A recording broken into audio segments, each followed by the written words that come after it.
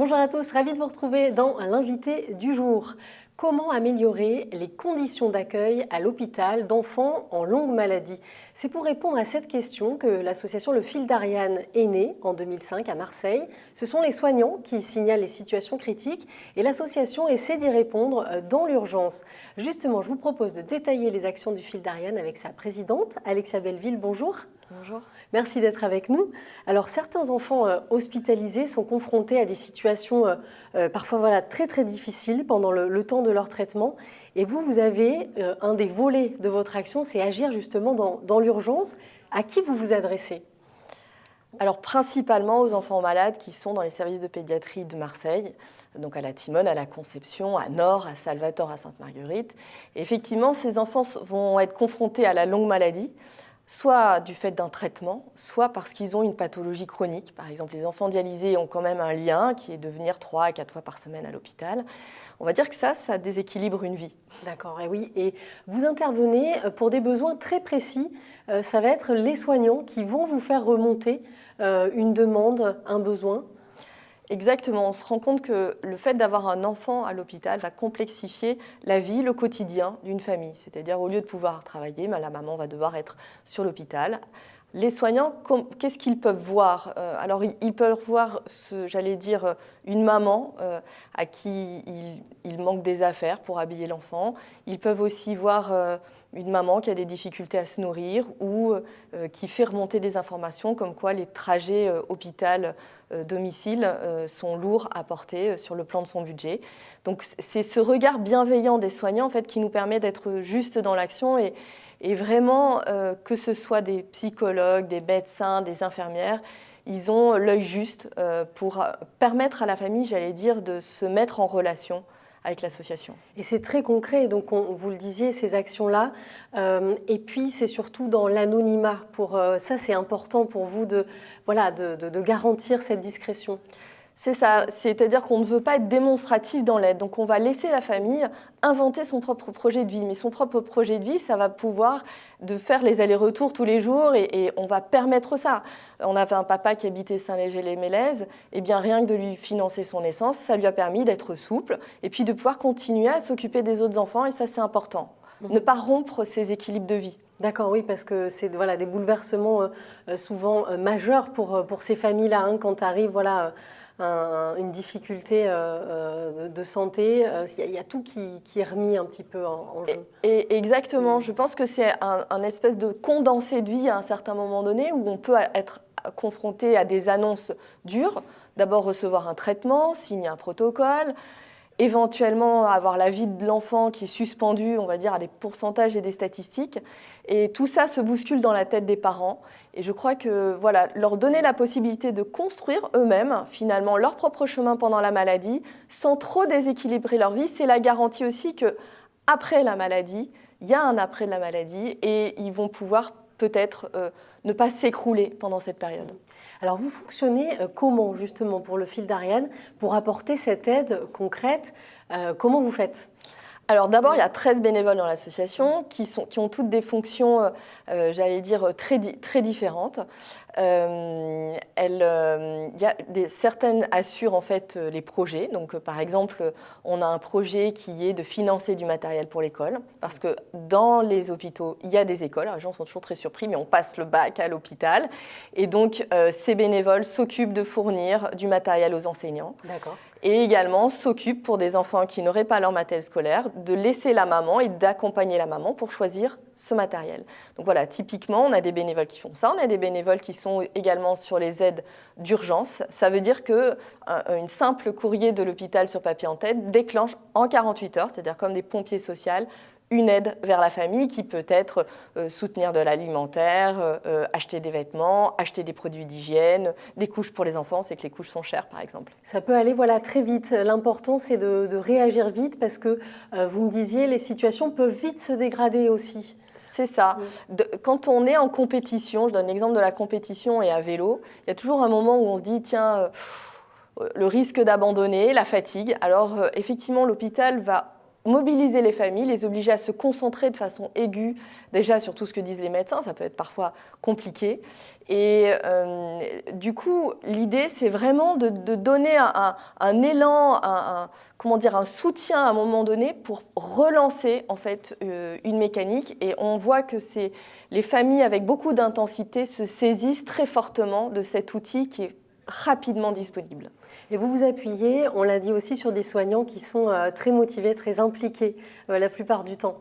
Oui, alors ils sont doublement impliqués, qui peuvent parfois souvent nous apporter des idées de projet. Oui. Et donc, je prends l'exemple du professeur Gérard Michel, qui est chef de service d'onco-hémato de la Timone, qui est venu vers nous en nous disant, voilà, il manque quelque chose pour l'esthétique des adolescentes. C'est terrible d'être, j'allais dire, de ne plus maîtriser son image, parce qu'effectivement, le traitement fait perdre les cheveux, les sourcils, les cils. Et c'est des moments de confrontation à l'image de soi. Et eh bien, on finance dans son service, et c'est son idée à lui. Donc, c'est un garçon qui pense au maquillage des femmes. Et ces jeunes femmes, une fois par semaine, sont accompagnées par une socio-esthéticienne qui s'appelle Estelle Rieux. Sa société, c'est un moment à soi. Je trouve ça très joli.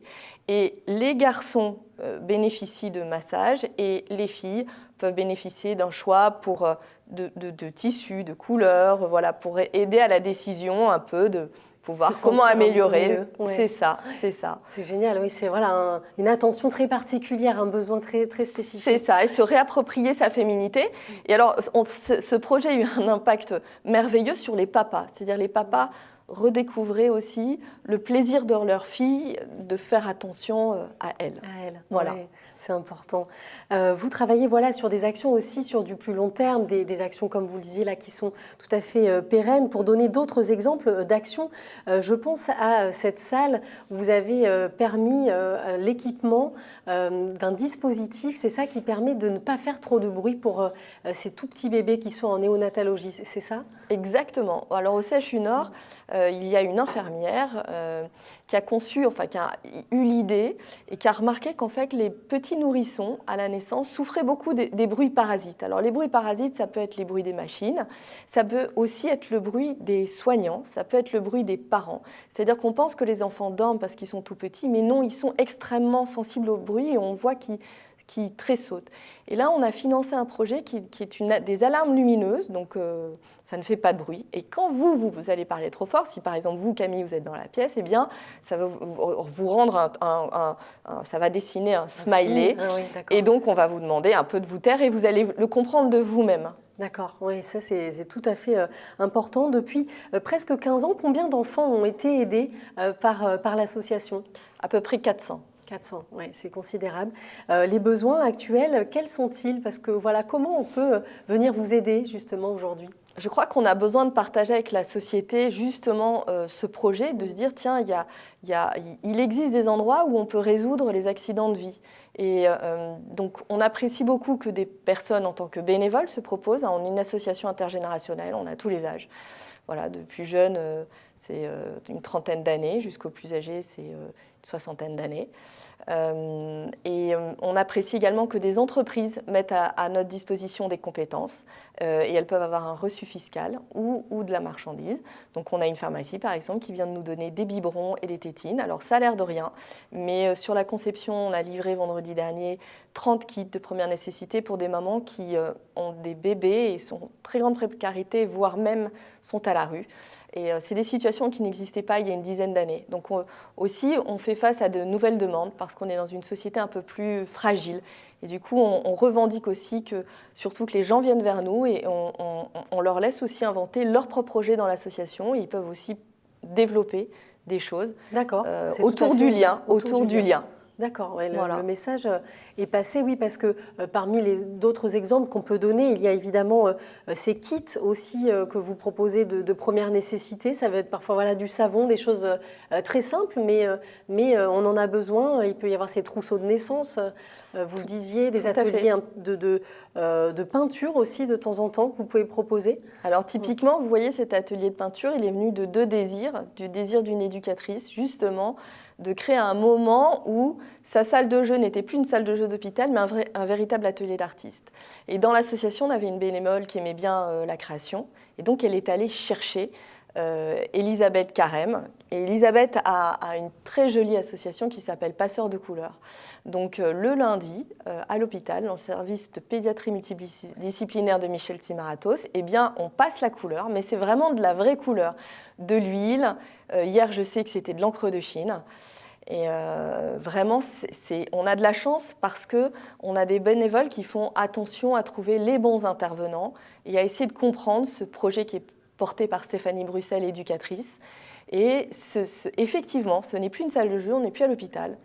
Mais on imagine que les familles et les enfants vous le rendent beaucoup, ça. Alors les patients deviennent des artistes, oublient un temps qu'ils ne se pensent pas capables de faire. Et en fait, ils se rendent compte que très vite, les productions sont jolies. Et on aime bien l'idée de croiser les mondes. Eh bien, il y a des médecins qui passent la porte de l'atelier et qui demandent conseil à l'intervenante sur le choix des couleurs. Bon, on trouve ça bien. Et également, on a des mamans qui disent « Et moi, est-ce que je peux dessiner ?» Et donc, ça peut être l'occasion, effectivement, de s'initier un petit peu au dessin. Voilà. Une dernière question plus personnelle, Alexia. Qu'est-ce qui vous a poussé aussi à vous engager de cette façon-là pour l'association? Alors, je trouve que l'hôpital, elle accentue les inégalités. Quand mon fils a eu 4 ans et demi, il a eu un cancer. Et il a bénéficié d'un entourage très proche, enfin, en tous les cas d'un soutien déjà affectif présent. Et je me suis rendu compte qu'il fallait alléger les familles parce que d'autres ne pouvaient pas être dans un soutien affectif. Nous, on fournit du soutien matériel, mais la première chose qui compte, c'est ce soutien affectif. Et c'est vrai qu'en ayant vu des situations beaucoup plus complexes, j'ai pris conscience que c'était plutôt ça, vers ça qu'il fallait aller, c'est-à-dire une aide d'urgence pour aider. L'association s'appelle Pour le fil d'Ariane. Elle fait référence à la mythologie, puis on est à Marseille, la mythologie grecque, et c'est le fil pour trouver le chemin vers la sortie. D'accord, c'est beau, c'est une belle image. Et voilà, des petits coups de pouce peuvent apporter beaucoup, on le voit. Merci beaucoup Alexia d'avoir été avec nous. Camille, donc pour le fil d'Ariane, on peut vous retrouver évidemment sur votre site internet, sur votre page Facebook, et puis voilà, venir proposer des choses à l'association qui, vous l'avez vu, est tout à fait ouverte aux envies. Merci d'avoir été là et merci de nous avoir suivis. À très bientôt.